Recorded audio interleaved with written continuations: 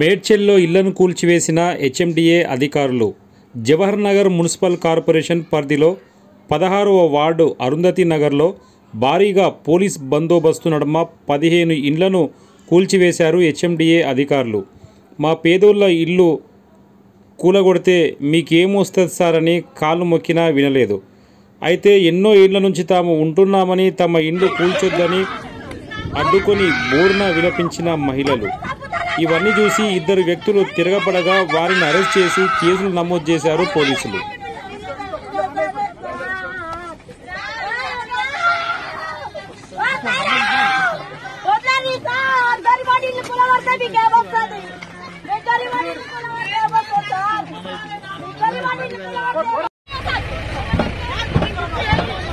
పట్టునే